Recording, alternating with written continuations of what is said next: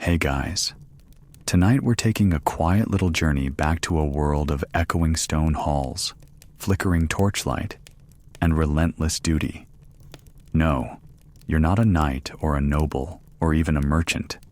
You're a servant, just one among dozens in a medieval castle, waking long before dawn to a day that's already too full. And just so we're clear, you probably wouldn't last till lunchtime. So, before you get comfortable, take a moment to like the video and subscribe, but only if you genuinely enjoy what I do here. And I'd love to know, where are you listening from and what time is it there? Drop it in the comments below. Now, dim the lights, maybe turn on a fan for that soft background hum, and let's ease into tonight's journey together. You're asleep when the bells start. Loud, dull clangs echoing off the cold stone walls. There's no gentle wake-up here. No alarm clock with bird sounds. Just a hammering bell and a dark room lit only by the dying glow of last night's hearth. You groan softly, stretching under a thin, scratchy woolen blanket. If you were lucky, it didn't rain last night, and the roof above your attic corner didn't leak. If you weren't, well, you're damp. Again. You swing your legs out of bed, bare feet touching stone that's somehow always cold. Always. No fireplace in the servants' quarters. No rush to warm your bones. Just icy air, and someone above you already shouting that you're late. You're not, of course. But late is a matter of perspective, and the steward has no patience for excuses. Mainstream historical truth. Many medieval castles used bells or horns to signal the start of a workday for servants. The earliest shifts could begin as early as 4 a.m., especially in winter when preparing fires in lighting rooms took longer. You stumble down narrow wooden stairs behind 3 other yawning servants, one of them already holding a candle stub to light the way.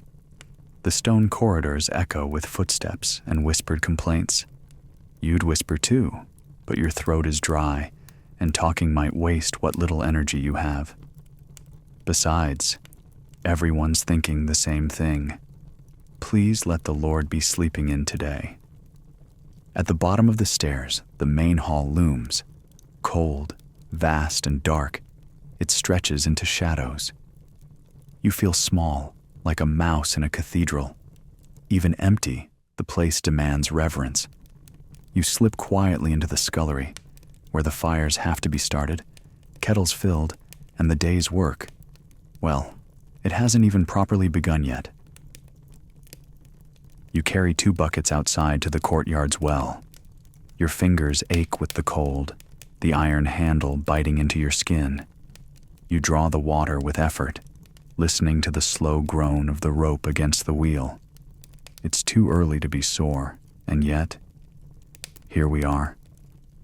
A quirky historical tidbit. Castle wells were often located outside the main keep, meaning water collection in the dark, wet, or snow was a daily routine. Some castles had internal wells, but many didn't, and hauling water was a constant, thankless task.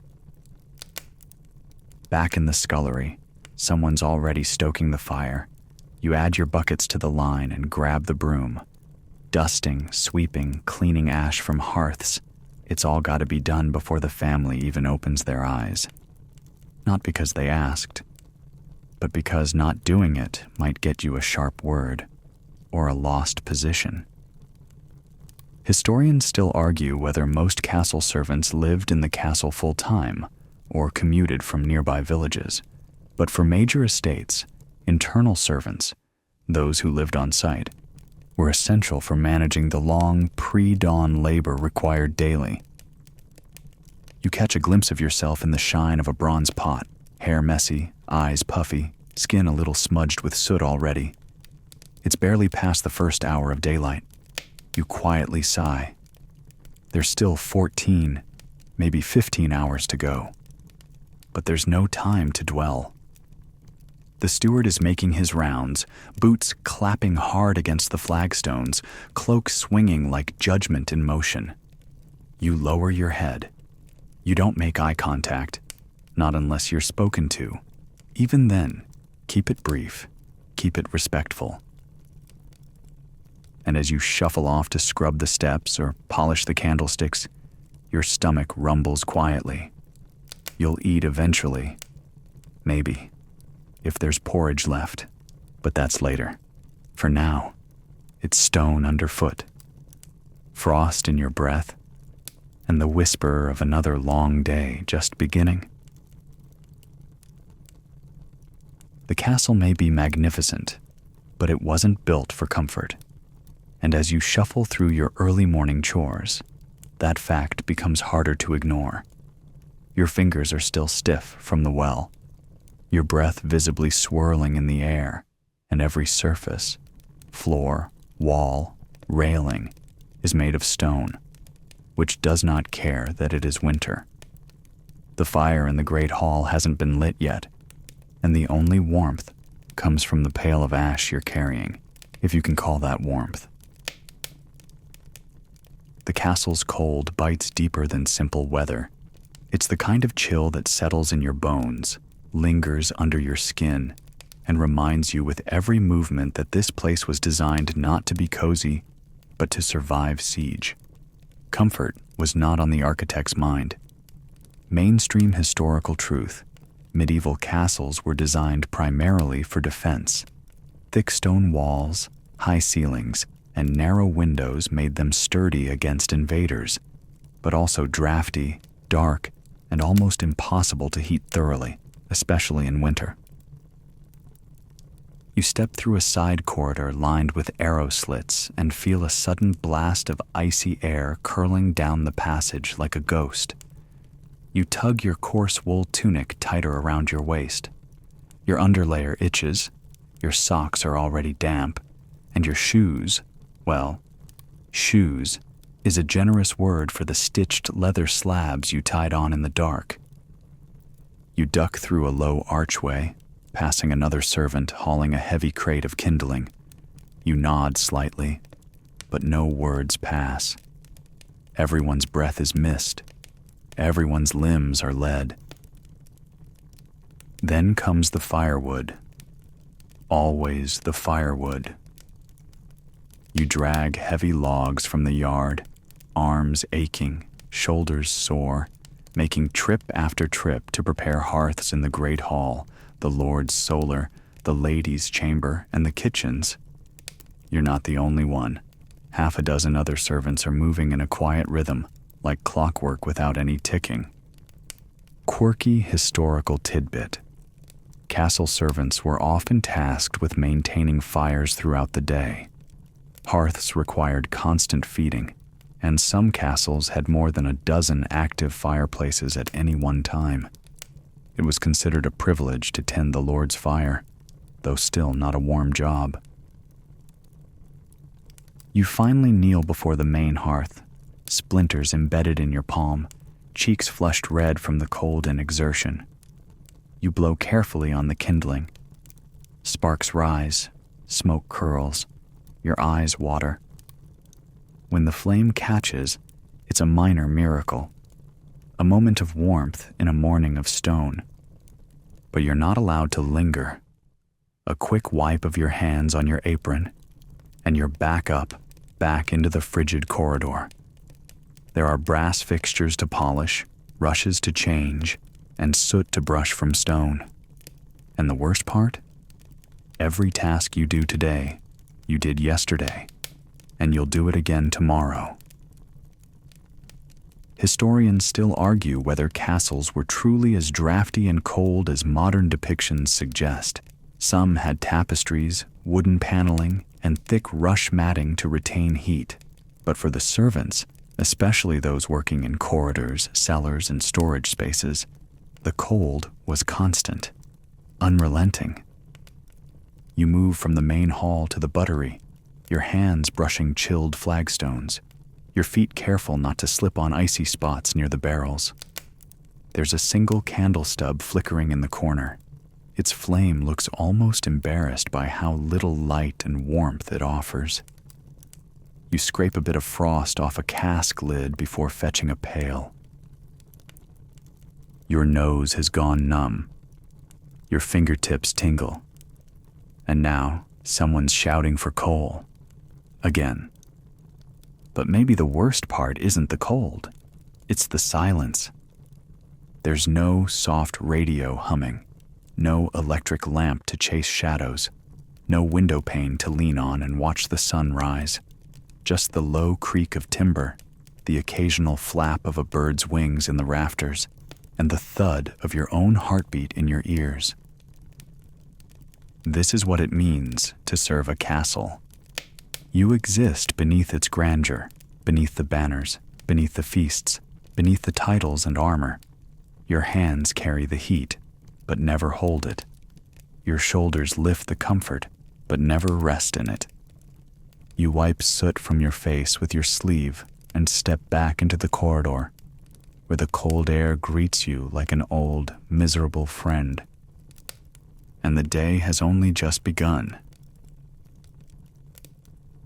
Your stomach is already growling as you head toward the kitchen, but not out of excitement. You know better than to expect anything hearty. In fact, the word breakfast feels generous. What you're getting is gruel. Thin, lukewarm, and so bland you'd swear it's just sadness in liquid form. You arrive to find a queue of fellow servants already waiting by the pot, their breath rising like fog in the kitchen's cold air. A scullery maid ladles out bowls one by one, barely looking up. No one speaks much this early. The cook is nearby, already yelling at someone for stepping on her clean rushes, and the smell of smoke clings to everything. Mainstream historical truth. Castle servants typically ate after the gentry and were given simple meals, gruel, coarse bread, root vegetables, and sometimes cheese or ale. Meals were timed around duties, and breakfast, if it existed, was often the plainest. You sip your bowl quietly, careful not to spill. It's barely warm. The gruel clings to your wooden spoon, thick in some parts, watery in others. But it's fuel. That's all it needs to be. You lean against a beam for the briefest moment before someone calls your name. You're needed in the stables. And so, breakfast ends before it even begins. You head outside again, boots crunching against half-frozen mud in the courtyard, your breath white and fast. The stables are already alive, snorting horses, the clatter of hooves, the swish of straw. You grab a pitchfork and begin the task that always feels endless, mucking. It's not the kind of work you talk about in polite company, but it's as necessary as anything else in the castle. Quirky historical tidbit. Servants working in the stables were often young boys or lower-ranked men. Mucking out stalls, brushing horses, and hauling feed were daily routines. Despite the lowliness of the role, stable hands were vital to the function of any noble household. By the time you finish, your arms ache, your clothes are speckled with filth, and your nose is numb from the cold again. You check the sky. It's still not fully light. Back inside, the real workday begins. The nobles are rising soon. That means warming water for washing, preparing basins, setting out clothing, fluffing pillows, arranging cloaks, locating lost jewelry, retrieving dogs, and cleaning the ash from every hearth again, just in case it doesn't look fresh enough. Historians still argue whether lower servants lived off scraps alone or had small rations formally provided. But what's clear is that their meals were basic, timed strictly around duties, and far inferior to what was served above stairs. You pass by a senior maid who glares at the stains on your tunic. No time to change, only to scrub harder. Your hands smell like horses, soot, and gruel, and that's just your morning scent. You quickly toss on an apron and get back to scrubbing the baseboards in the great hall. Someone somewhere knocked over a jug of ale last night, and the sticky residue needs to be cleaned before the Lord notices. You work quietly, crouched low, back burning slightly from the bend.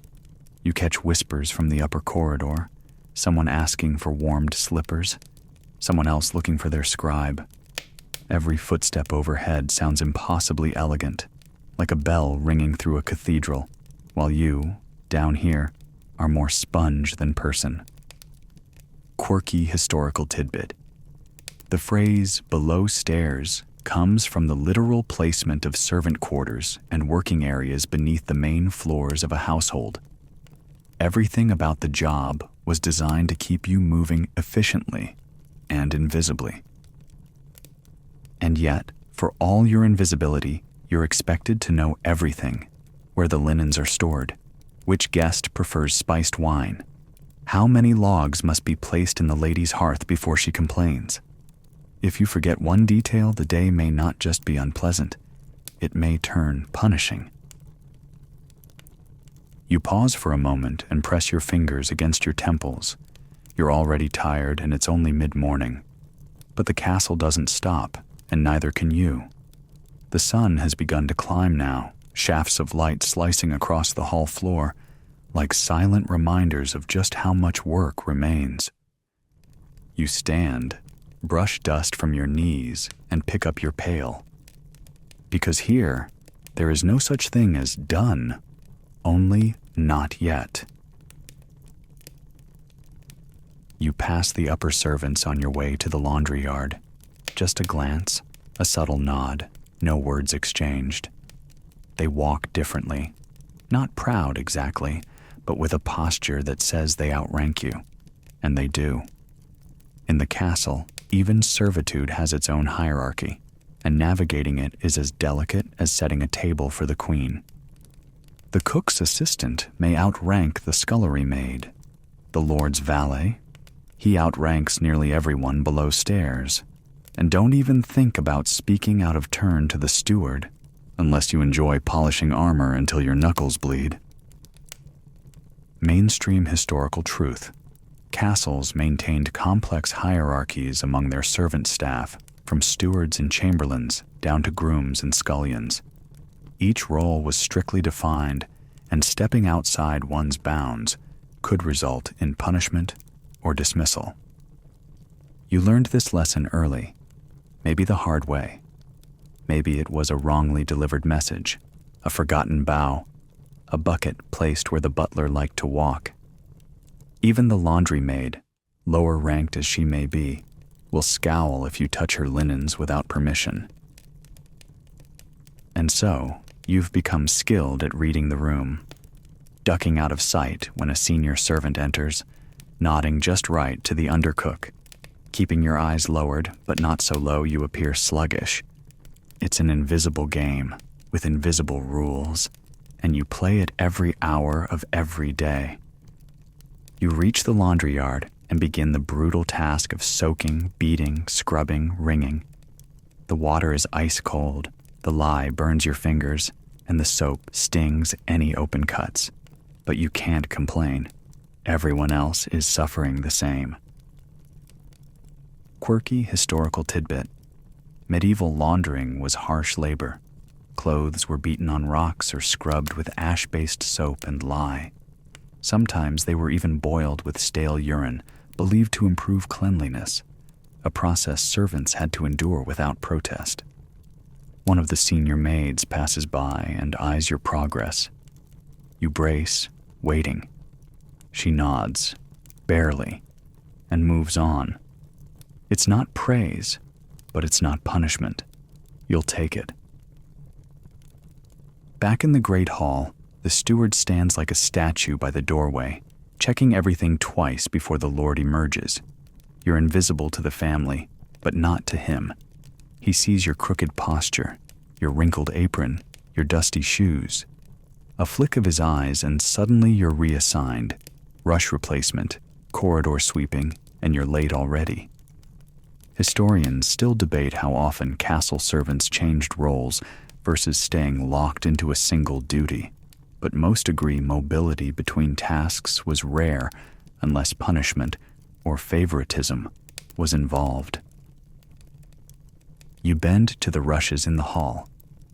These were fresh last week, but they already smell of spilled wine, muddy boots, and life. You scrape them up, replace them quickly, and disappear before the steward returns.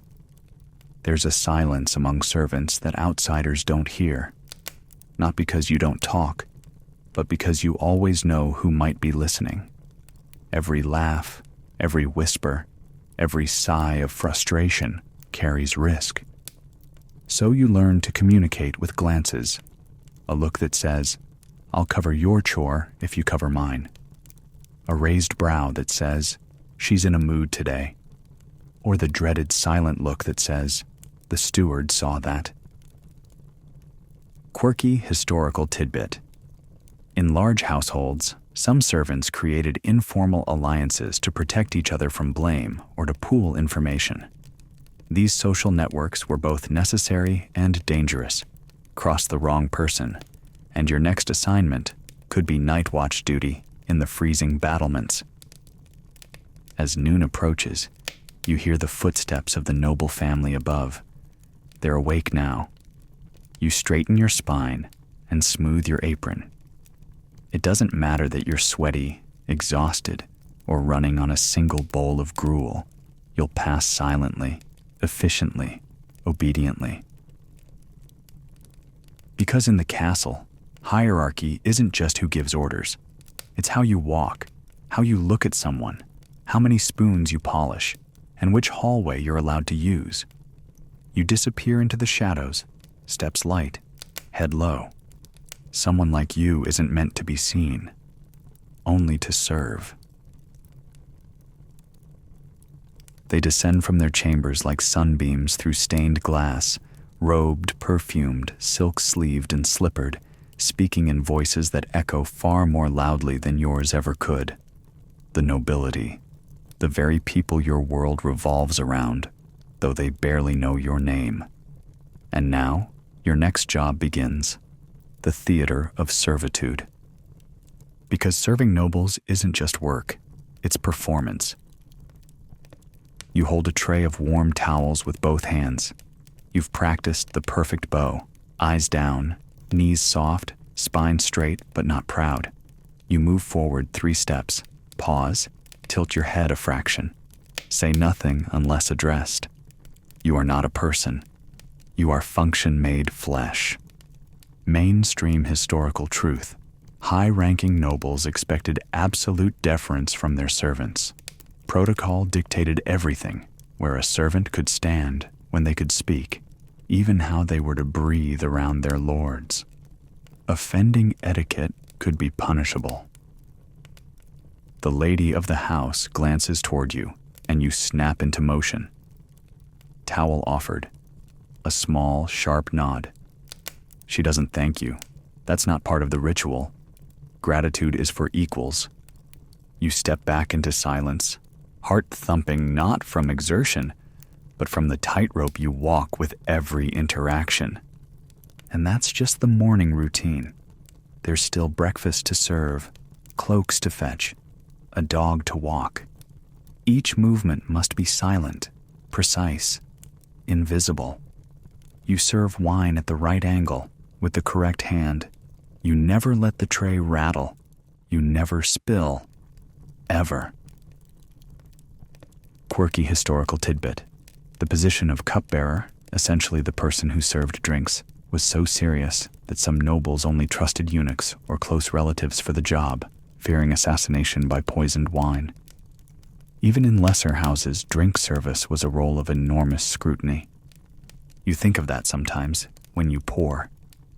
How much power sits in your palm, and how little control you have over anything. You move with your fellow servants through a rhythmless dance. One sets the table, another places the trenchers, wooden plates. Someone else arranges the salt cellar. Salt is valuable, so the salt place often reflects status. The Lord sits above it. You, of course, don't sit at all. Historians still argue how much formal etiquette was universally enforced, as records vary between regions and centuries. But what is clear is that lords and ladies expected grace, polish, and near invisible efficiency, especially in front of guests. The worst part is when the guests arrive. You steel yourself as you hear unfamiliar laughter echoing into the courtyard. New boots, new expectations, new eyes watching every move you make. Nobles were unpredictable on their best days, and when they traveled, they expected royal treatment regardless of where they stayed. You slip past them with platters, dodging sweeping gestures, ducking under pointed conversation, flinching as you hear one of them laugh at your haircut. You can't react. You can't even hear it. That's the rule. You catch a glimpse of a young lord lounging with a jeweled goblet watching you. Not cruelly, just watching. You feel heat rise in your neck. You bow lower, walk faster, vanish through the nearest arch. Quirky historical tidbit. Some nobles took amusement in toying with servants, giving absurd or contradictory orders, only to laugh when they were obeyed. Servants had to navigate these games delicately, avoiding offense while preserving dignity. What little they were allowed. Later, after the nobles have eaten, after you've cleared the half-gnawed bones, mopped the wine, collected discarded gloves and forgotten hairpins, you catch your reflection in a polished brass bowl. Your eyes look tired, your cheeks flushed. You bow to yourself, sarcastically, just for a moment. Then straighten up, because you're due to help the chamberlain in the east corridor. And no one cares how tired you are.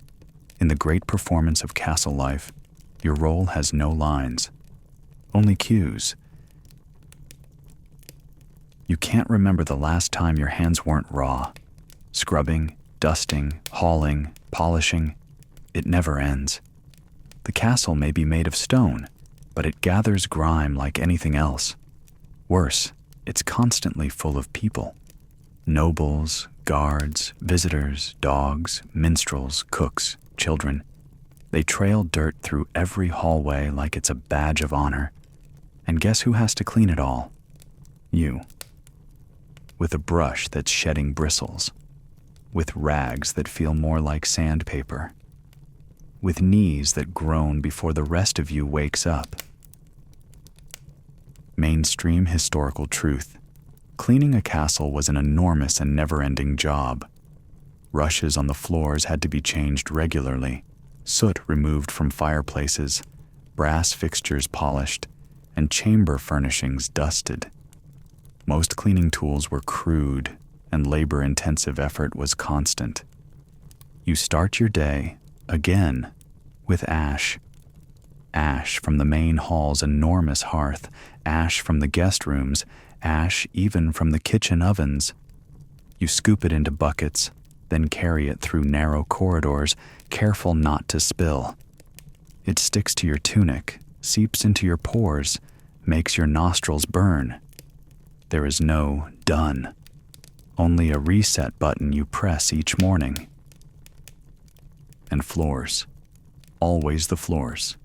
You sweep first, collecting bits of meat bone, dog hair, feathers, straw, and... is that a dead beetle? Probably. You've stopped looking too closely. Then comes the scrubbing. Buckets of cold water hauled in from the well, mixed with lye or vinegar. You don't wear gloves. No one does. You just scrub until your knuckles go numb. Quirky historical tidbit. Servants often sprinkled herbs or dried flowers into the floor, rushes to mask odors and add a hint of freshness. Lavender, chamomile, rosemary, all crushed underfoot, their scents released as people walked across them. You drop a few sprigs of sage as you lay the fresh rushes. It helps. A little. Then comes the polishing. Armor on display in the entry hall must gleam. Silver plates in the dining chamber must sparkle. The doorknobs, the candle holders, the hinges, The bell pulls. You polish with a rag and a mixture that smells like oil and vinegar. It stings your eyes. Your wrists ache. And no one will notice, unless you miss a spot. Historians still argue whether noble households valued cleanliness the way we think of it today. Some castles were better maintained than others. But what's not disputed is that cleanliness was the servants' responsibility, and filth was their failure. You're halfway through polishing a set of banister rails when a page knocks over a tray of ink. It splashes across the wall, the wooden paneling, your freshly scrubbed floor. He blinks, says nothing, walks away. You clean it up. No point reporting it. No point complaining. You're here to serve, to erase, to make it all look effortless and untouched. You exist in the past tense. No trace left behind. Quirky historical tidbit. Some castles employed a pantler whose job was managing the pantry and tableware. Others had specific scourers assigned just to cleaning. But for most servants, cleaning was simply another task tacked onto an endless list. Your list never shrinks. After the ink, you're sent to help beat the dust from the tapestries. That's a two-person job, done with long sticks, preferably outside on a dry day. Today isn't dry, so the hall fills with floating grime. You hold your breath and smack rhythmically until your arms feel like they'll fall off. You don't stop for lunch. Not really. A heel of bread while walking. Maybe a gulp of watered ale. Then it's back to the corridors, where someone spilled candle wax that must be scraped before it sets. Back to the stairs, where muddy boot prints trail upward like an accusation. Back to the kitchen, where the cook barks that someone left a soot ring on her favorite kettle. You smile faintly, not at the comment, at the absurdity of having a favorite kettle. But mostly, you scrub, because castles don't clean themselves. Because the lord must never see a smudge, the lady must never feel dust on her sleeve. Because behind all the velvet and silver and roast goose and harp music, there's a tired servant with sore fingers wiping it all down. You. By midday, the castle begins to hum with anticipation. Mealtime is approaching, and not for you. Not yet. The nobles eat first, of course. You only eat if and when there's something left. But before that comes the real storm. Preparing the great hall. You and half a dozen other servants move like bees in a hive, dragging benches, unfolding tables, and laying down trenchers, those thick slabs of stale bread that act as plates for the nobility. Salt cellars are placed carefully, goblets shined one last time, and napkins folded with surprising precision, considering no one ever thanks you for it. Mainstream historical truth. In medieval castles, the main meal of the day was served around noon. The great hall would be prepared with wooden tables, benches, and trenchers. Food was eaten communally, and servants worked furiously behind the scenes to make it happen smoothly. You move quickly but quietly because the nobles are already gathering. The steward paces with his hands behind his back, inspecting everything twice. The butler checks the wine. The cook shouts from the kitchens, some emergency involving overdone pigeon or missing parsley. It doesn't matter. You keep moving. Then the food arrives. A procession begins from the kitchen to the great hall. Trays of roasted meats, baskets of bread, bowls of thick stew, fish pies, boiled vegetables, cakes spiced with cinnamon and honey. You carry a platter of steaming venison, its scent nearly dizzying. You haven't eaten since sunrise, and now your mouth waters against your will. You walk with care, no tilting, no spills. One wobble, and you'll earn the cook's fury, the steward's shame, and the lord's scorn, and maybe no food at all later. Quirky historical tidbit. Some castles had secret passageways and serving hatches built specifically to allow food to be delivered without servants being seen. In smaller households, servants simply walked among the nobles, silent and bowed. You reach the head table and set the platter down without eye contact. One of the noble guests complains the gravy isn't hot enough. You suppress the urge to ask when he last carried a stew pot across uneven stone. Instead, you bow again and retreat. You stand by the wall as they eat, back straight, expression blank, watching, waiting. You pour wine when glass is empty. You bring more bread when someone snaps their fingers. And always, always, you are invisible. Historians still argue whether servants stood in the Great Hall during meals or remained in the background entirely.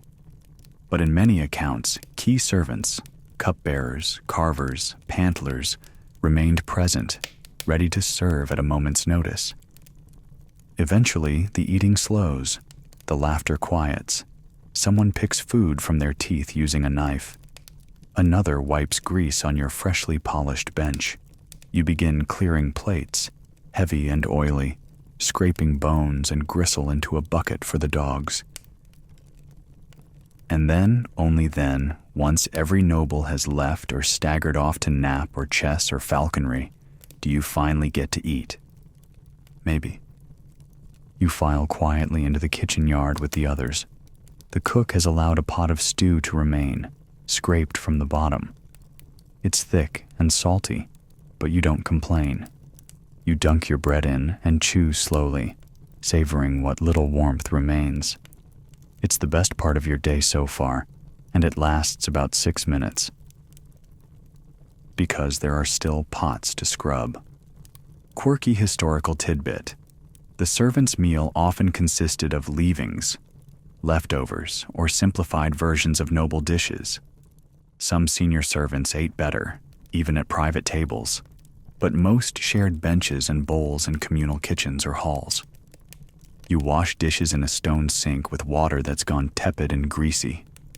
Knives to scrub, trenchers to toss, platters to dry and stack. It's a clatter of iron, tin, and bone, and then it's back to your next duty. The great hall looks different now, empty, quiet, except for you, sweeping up crumbs and smudges and footprints. The feast has ended, the performance is over, and you are left to strike the set once again. Tomorrow it begins again, unless, of course, there's a wedding, or a hunt, or a feast day, in which case, you'll barely eat at all. The nobles are napping, the pages are playing dice in the stables, and the kitchen is momentarily calm. But not for you. Not now. Because firewood must still be hauled, and chamber pots, well, they don't empty themselves. You trudge across the courtyard, shoulders stiff, arms full of logs. Again, always firewood. The castle eats fuel like it breathes. 1 fire per room. More, if there are guests. Each must be stoked, kept alive, coaxed into heat, despite damp logs and drafty chimneys. You've learned how to stack them just right. Twist the bark inwards, leave a little gap for air. You're basically a smoke whisperer at this point. Mainstream historical truth. Castles required constant fuel maintenance. Servants, especially lower-ranked ones, were responsible for hauling and stoking fires throughout the day. Maintaining warmth in private rooms was seen as a mark of high status, and a servant's failure if the room went cold. You reach the lady's chamber, arms full, and tiptoe inside. The lady's not present, but her small dog is, snoring softly atop an embroidered pillow that likely cost more than your yearly wage. You kneel and restock the hearth. 1 log, 2. You strike a flint and coax the flame from last night's embers, blowing softly, praying it catches without too much smoke. You don't linger. This room smells like lavender. Yours smells like mildew. Then comes the chamber pots. You carry a yoke across your shoulders, buckets swinging at either end, and begin your slow march from room to room. You knock, wait, enter, lift, empty, rinse. Some pots are fine, barely used, a whiff, and done. Others, not so lucky, and heaven help you if one tips. You work fast, nose wrinkled, eyes narrowed, lips pressed tight. This part of castle life is never mentioned in court poetry. Quirky historical tidbit. Chamber pots were often made of pewter, ceramic, or wood, and emptied multiple times a day by lower servants. The contents were dumped into cesspits, moats, or specific waste channels. Some castles had rudimentary latrines, but most relied on pots and muscle. You haul the sloshing burdens out to the waste trench behind the garden wall. The smell here is thick, heavy, part of the air itself. You breathe through your mouth. Dump. Rinse. Repeat. Back inside, you're stopped by a senior maid who reminds you the laundry from the guest room still hasn't been brought down. Your arms ache. Your spine crackles. But you nod, obedient. The linen needs changing. The pillows need fluffing. The canopies need dusting. Historians still argue whether these tasks were delegated down to the lowest scullions or rotated among chambermaids, but most agree. These were among the most physically exhausting jobs in the castle, and they were constant. You head up a narrow spiral stair, your boots clacking softly on worn stone. A tapestry brushes your shoulder. You lift it. There's a hidden corridor behind. That's for the Lord's valet. Not for you. Still, you wonder what it's like to live in a world of shortcuts and secret spaces. Instead, you haul linen down the open stair, balancing the basket on your hip. The stairs are tight, the air stale, the railing long gone. You slip once, catch yourself, curse under your breath, and keep going. Down the stairs, through the hall, into the laundry yard. Again. Quirky historical tidbit. Some castles had garderobes, small built-in privies that jutted from the walls, letting waste fall directly outside. But even these had to be cleaned. And guess who did that? Yep, someone like you. You end the afternoon sweeping ashes from yet another hearth, hands gray with soot, face damp with effort. Your apron is streaked with mud and worse. You think about how this castle gleams during festivals, how the nobles talk of glory, of honor, of lineage. But it's you who makes it shine. You with your buckets, your brooms, your quiet, endless, invisible labor. No statue will bear your name. No bard will sing your praises. But this castle would collapse without you. And you know it, even if they never will. You hear the commotion before you see it. Hooves in the courtyard shouting stable boys, the steward's voice rising an octave. Guests have arrived. Again. Which means one thing for you. Double the work, half the sleep, and not a single thank you in sight. The visiting nobles, cousins of the Lord perhaps, or political allies, travel with their own entourage. Pages, valets, handmaidens, dogs. You recognize one of them from last summer's hunt. He broke a goblet and blamed a scullery boy for it. That boy had to sleep in the stables for a week after. So, you make yourself small, smaller than usual. Mainstream historical truth. Noble visitors were common in castle life and typically brought their own staff. But it was the responsibility of the hosting castle to feed, house, and accommodate them, all while maintaining the comfort of their own household. For servants, this meant extra labor and zero margin for error. You run to the guest chambers with fresh linens. The rooms were cleaned yesterday, but that doesn't matter. Everything must be redone again. You smooth sheets that were never wrinkled. You beat cushions just in case a speck of dust settled while no one was watching. Downstairs, the kitchen has erupted into a battle zone. More mouths mean more food. Game birds are being plucked at lightning speed. Fish filleted. Vegetables chopped by candlelight. The cook shouts so loud your ears ring. You barely avoid slipping on a puddle of gravy as you pass through. You're handed a tray of goblets. You don't ask where they go. You just follow the sound of expensive laughter. Quirky historical tidbit. In some households, guests' ranks dictated which servants could speak to them or serve them.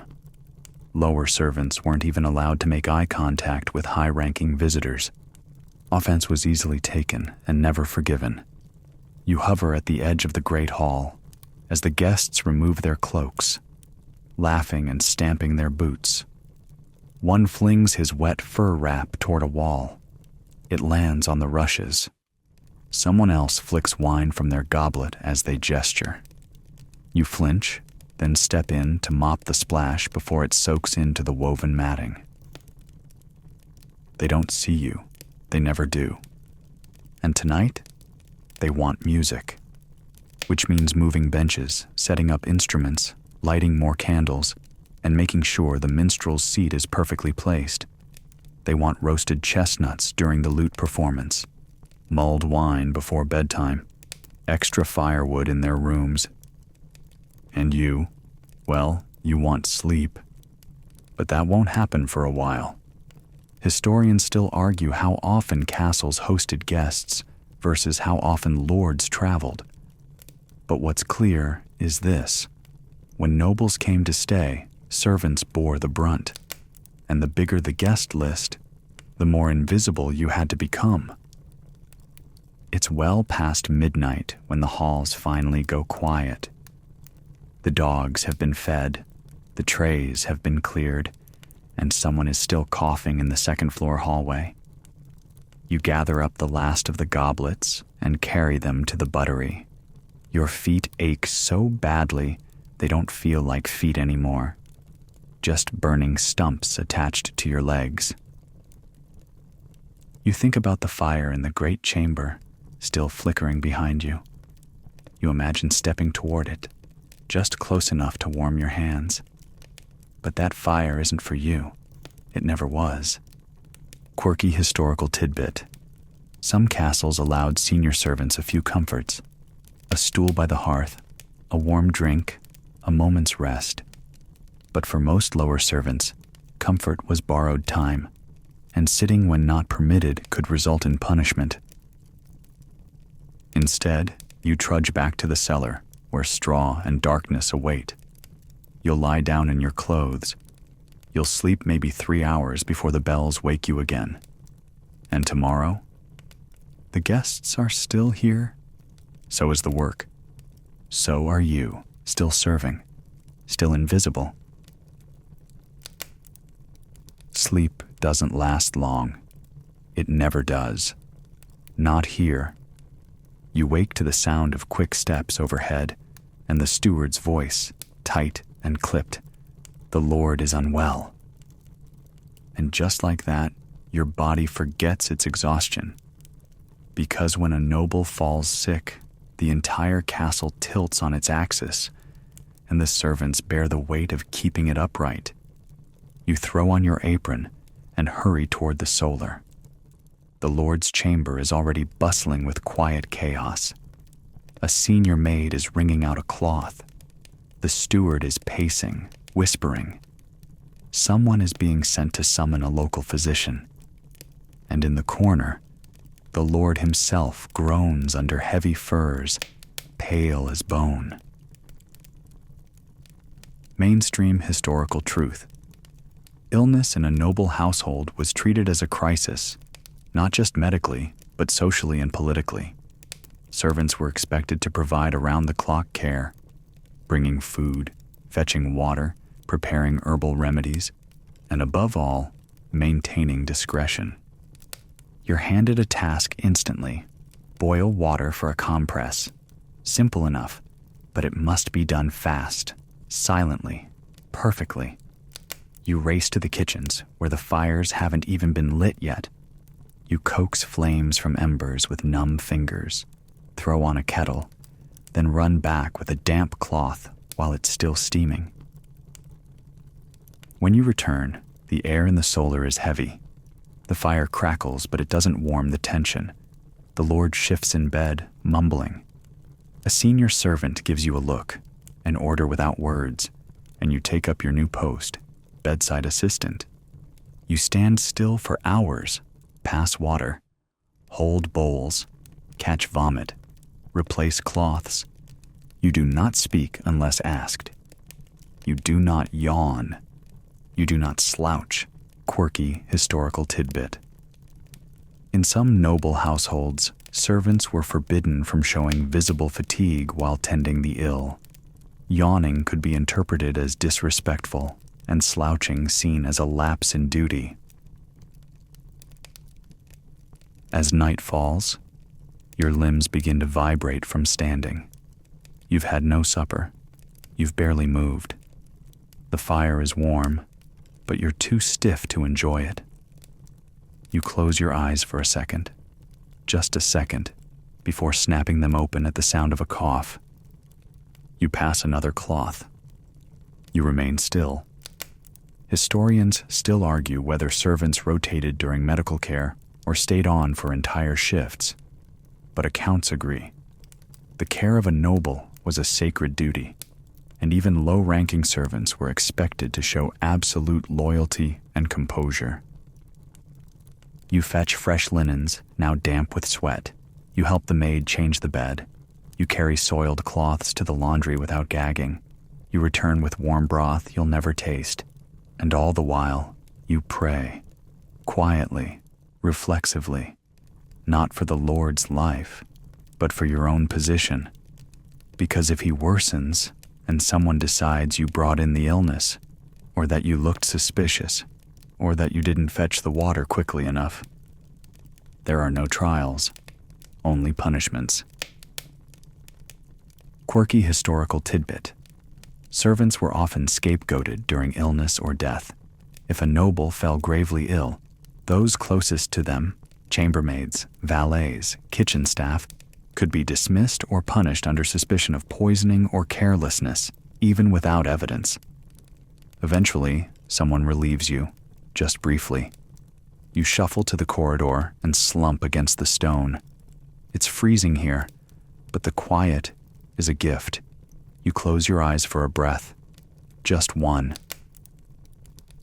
Then it's back inside, because the Lord is moaning again, because someone spilled the medicine, because the healer's herbs have arrived and they need boiling, because when a noble is sick, the castle stops, and the servants don't, not until the fever breaks, or the Lord does. The castle has quieted again, but not in the way that means rest. No, this quiet is loaded, tense, watchful. You've returned to your usual chores, but there's a heaviness in the air that makes even simple tasks feel strange. No one's speaking much above a whisper. Everyone's ears are tilted toward the Lord's chamber. But there's nowhere to hide, not in a castle, not for someone like you. Because privacy? That's not part of the job description. You're folding laundry in a shadowed alcove when you realize someone's watching you. You glance up, only briefly, and catch the eye of the chamberlain. He's not glaring, just watching, as if you might drop a tunic wrong, or wrinkle a collar, or fold with the wrong hand. You turn your gaze back down. You've learned to be more careful than necessary. Mainstream historical truth. Servants in castles lived under near constant scrutiny. Their work, their posture, even their facial expressions could be judged by higher-ranking staff or by the nobles themselves. There was no such thing as off-duty in the noble household. Your bed, when you have it, is shared. Your clothing is issued. Your meals are observed. You're called in the middle of the night. You're questioned in the middle of chores. You are, in every corner of your life, accessible. And you don't speak freely. You don't mutter frustrations. Even a whispered complaint could be overheard, reported, twisted into something treasonous. You nod, you agree, you apologize, even when you don't know what you're being blamed for. You clean the latrine and someone walks in behind you. You change linens and a noblewoman watches you from her chair. You do nothing but fill a basin, and suddenly you're surrounded by 3 pages asking questions you'd rather not answer. Quirky historical tidbit. Some castles were so tightly constructed that servant spaces connected directly to noble chambers via hidden doors or narrow stairs. Servants could hear and be heard from almost anywhere. There was no true line between personal and professional space. You dream sometimes of a locked door, just one you can close behind you. Instead, your life is doorless, open, observed. You head to the armory to dust. Even here, where you're surrounded by steel and silence, someone's footfalls echo behind you. The master at arms nods politely, but you know the look. It's not just politeness, it's surveillance. Historians still argue how much independence servants had within castle life. Some say trusted servants had quiet corners of peace. Others suggest most lived under unrelenting supervision, their value measured solely by their obedience. You hear laughter from the upper gallery. A servant whispers something to a guest, and suddenly there's suspicion in the air. Whispers aren't allowed unless they're requested. And now the steward is sniffing around. Who said what? To whom? About what? You vanish to the chapel for a few moments. It's quiet here. Dimensois, a place where servants go when they need to breathe without being asked why. You kneel, not because you're especially pious, but because kneeling gives you something to do that doesn't require an answer. Quirky historical tidbit. Many castles had side chapels or alcoves where servants were permitted to pray. These were among the few places where a lower servant might be alone, though even here their actions were often reported or restricted. You whisper a thought into the still air. Not a prayer exactly, but a hope. A hope for quiet, for space, for a moment that belongs only to you. Then a bell rings, and the day resumes. And so do you. Because in the castle, even your breath is borrowed. It starts with a crash, a cup dropped from a clumsy hand or a tired grip. You freeze. Everyone freezes. The sound echoes through the corridor like a trumpet blast in a chapel. Then, silence. And then the steward's voice, cold and clear. Who did that? You didn't drop it, but you were nearby. Close enough to be seen. Close enough to be blamed. Because in the castle, mistakes must be punished. Publicly. Visibly. Painfully. Mainstream historical truth. Servants in medieval castles were held to strict standards, and discipline was often harsh. Mistakes could result in fines, reduced rations, reassignment to undesirable duties, or physical punishment. The goal wasn't just correction, it was control. The cup was just pewter, not worth much, but the Lord saw it fall, and now it's about appearances, respect, order, power, and someone has to pay for the disruption. The kitchen boy, barely 12, tries to explain. He stammers. He's elbowed by another servant trying to shush him. Too late. The steward makes his decision. He's reassigned to the latrine pits for a week. No firewood, no sleeping space indoors. And, worst of all, he's told that if it happens again, his wages will be docked for the season. Wages he sends home. You want to say something? You don't. Quirky historical tidbit. Some punishments were symbolic. A servant might be forced to wear a soiled garment, eat apart from the group, or clean public areas barefoot. These punishments were designed to humiliate, not just to discipline. Later that evening, the boy asks you if he can borrow your outer tunic for the next morning. His is too dirty, and he fears another mark against him. You hesitate. If you're caught lending it, you could be accused of disorder or fraternization. You lend it anyway. Historians still argue whether noble households used formal codes for punishment, or if discipline was left to the steward's discretion. What's clear is that punishment wasn't just about keeping order, it was about reinforcing the hierarchy, and no one is ever too small to notice. You remember the last time you were punished, a spilled chamber pot, an accident. You were assigned to the kitchens for a fortnight, tasked with stirring porridge so thick it burned into the pot. Your hands blistered. No one spoke to you for days, as if failure were contagious. Quirky historical tidbit. In some cases, servants were punished in front of the entire household. Public reprimands, symbolic beatings, or forced recitations of apologies were common. Shame was a tool as sharp as any blade. You work harder after that. You walk quieter. You think twice before speaking. You don't just fear punishment. You absorb it into your spine. Because punishment in the castle isn't just about what you did. It's about what they think you might do. You spend the rest of your evening resorting herbs that were already sorted. The steward asked for a fresh inventory, maybe just to keep you busy, maybe to see if you grumble. You don't. Later, in the servants' quarters, the kitchen boy is asleep on a pile of rags. His borrowed tunic is folded carefully beside him. You pick it up quietly and shake the soot from it, because you know, next time, it could be you. You're not supposed to listen. But how could you not? The lady's maid whispers secrets to the cook when she thinks no one's nearby. The butler lingers a little too long in the corridor when the steward talks with guests. And you, bent over a bucket in the corner, absorb it all like a sponge.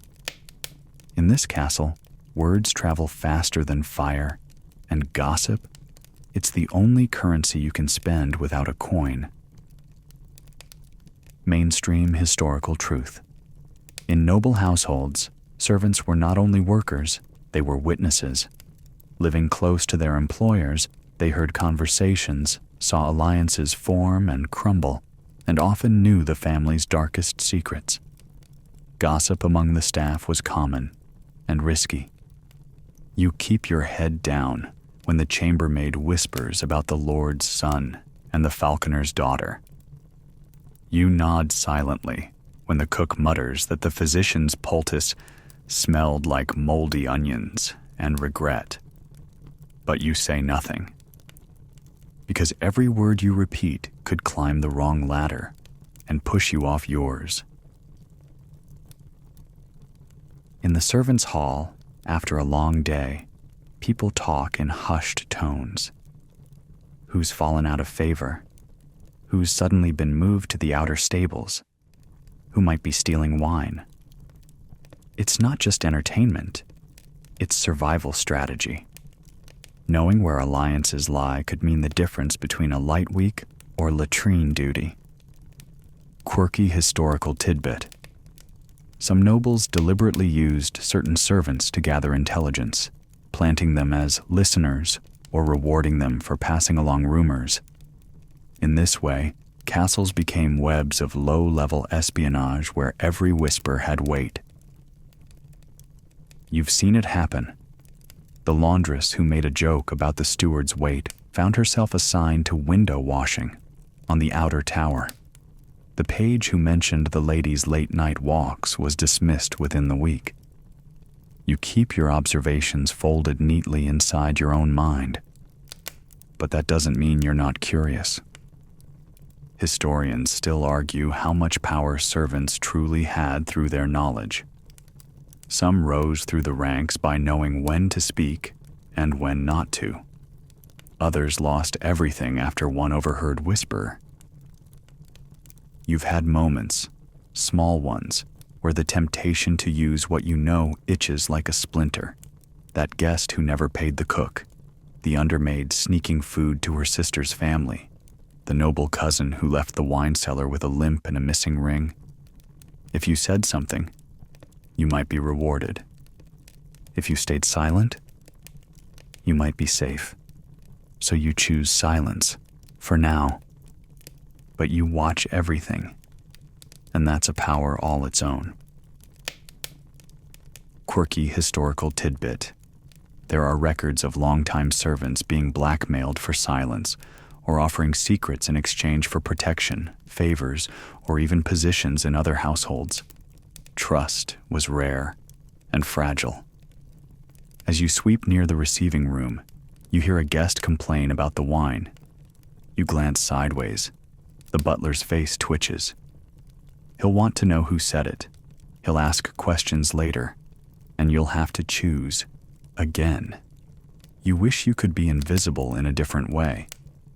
Not the kind of invisible that scrubs floors unnoticed, but the kind that doesn't hear anything, doesn't know too much. But in a castle, that's impossible. Because every hallway is a mouth, every wall has ears. And you? You're the message that might get whispered next. Sometimes when your arms ache and your feet feel like they're made of wet stone, you dream, not of freedom, not even of leaving, but of rising, of becoming something more than just a mop-wielding, coal-carrying shape in the corner. You imagine being chosen, noticed for your hard work, for your quiet service, for always showing up early and never speaking out of turn. Maybe the chamberlain would say something. Maybe the lady herself would request you by name. It's happened before, rarely, but enough to keep the fantasy alive. Mainstream historical truth. A small number of servants, through loyalty, discretion, and sometimes sheer luck, could rise to trusted positions. Valets, ladies' maids, stewards. These roles offered better clothing, food, and quarters, and occasionally, influence. For most, though, advancement was elusive. You've watched it happen. The boy who used to carry firewood now manages the pantry. He stands straighter now. He wears real boots. He doesn't eat last anymore. You think, maybe if I keep my head down, maybe if I stay quiet and move fast and smile at the right moments. You start practicing your bow, subtle changes, a little more polished. You tuck your hair tighter. You fix your posture in reflection against a polished pan. You say, "Yes, sir," with a touch more grace. Quirky historical tidbit. Some upward-moving servants kept journals, recording the habits of their employers, studying noble etiquette, and mimicking speech patterns. They practiced like students, preparing for a future they weren't sure would come. You're not quite brave enough for a journal, but you listen more closely. You observe how the upper servants carry themselves. You study the steward's speech. You count how many steps the chamberlain takes before turning when escorting guests. You memorize it all. Still, it's not just about work. It's about trust, about being seen as loyal, clean, quiet. You help without being asked. You return lost items without expectation. You offer to stay late. You do your best to make yourself useful, more than useful, indispensable. Historians still argue whether upward mobility in castle service was truly possible for all, or if it was limited to those with prior connections. While rare, records do show that some long-serving retainers rose to prominence and even earned lands or positions after their masters' deaths. You start to hear whispers, not bad ones, just observations. She's always the first one in. He doesn't complain. Ever. They could be useful in the chamber, maybe. That last one stays with you. Could be. Maybe. And suddenly, the fantasy grows. You picture yourself in finer linen, carrying keys instead of buckets, being consulted, trusted, maybe even allowed to speak freely in certain rooms. You dare to think it, a room of your own. Quirky historical tidbit. Stewards and chamberlains often had private rooms, their own keys. Some even dined separately from the rest of the servants, still far below the nobility, but light years ahead of where they started. That night, you sleep a little lighter. Your dreams feel different. Less about escape, more about progress. A carved chest with your initials. A wool coat you don't have to patch. A bed you don't share. You wake to the usual, cold floor, stiff joints, someone shouting. But the dream lingers, not as fantasy, as possibility. Because maybe, just maybe, if you last long enough, if you serve well enough, if you don't make a mistake, someone might finally say your name, and not as a reprimand, but as a choice. Your back cracks as you stretch. It's barely a stretch, more of a twitch, really, but it's all you can manage. Another day has come and gone, folded in on itself like so many others. You're on your knees in the corridor, wiping a trail of muddy footprints left by a careless page. It's your third round of scrubbing today. You've lost count of how many days have passed like this, but you haven't forgotten how they feel. Heavy, repetitive, necessary, because in a castle, you serve until you drop. Mainstream historical truth. Most servants in medieval castles had no formal retirement. They worked until they were no longer able, due to age, illness, or injury. When they could no longer serve, some were turned out. Others relied on the charity of the household or entered monastic life if they were lucky. You pass an older woman near the stables, her hair gone white, her steps uneven. She's still hauling straw, slower than she used to, but steady. She's been here longer than anyone remembers. No one even uses her name anymore. She's just her. You wonder if that's your future. Then you wonder if that's your best-case future. You shake it off. There's still brass to polish. Your knees ache now, not from the work, but from every day before this one. The pain is layered like sediment, a museum of bruises. Your hands are tougher than they used to be. So is your jaw. Quirky historical tidbit. Some long-serving retainers were gifted with small pensions or given leave to remain in the household in lighter roles, minding the gatehouse, tending the gardens. Others, less fortunate, ended their days begging near the castle gates they once served within. You remember someone once saying, "Service builds character." But your character, whatever it is, now lives between buckets, soot, and a patch of straw you try to call a bed. And still, you rise. Every day.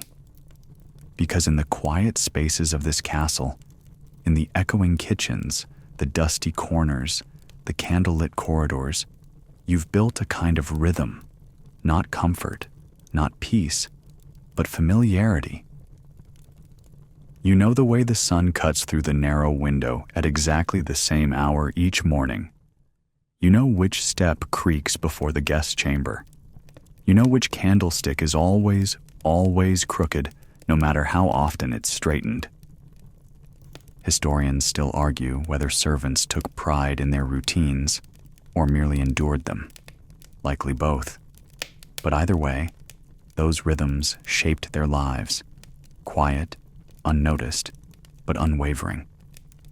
You carry a basin up the stairs. You kneel to clean a spill. You fold a towel. You light a candle. You clear a plate. You bow. You don't speak. You endure. And slowly, quietly, without celebration or ceremony, you become the one others look to, the one who knows, the one who lasts. You serve until you drop, but not from weakness, from weight. The weight of 100 tasks, of years layered like stone, of being the part of the castle that no one sees, but everyone needs. You are the quiet hinge in the great machine. And when you finally rest, when your breath slows and your work ends, you'll have touched every hallway, every hearth, every thread of this place. And no one will sing of you, but the castle will remember. It always does.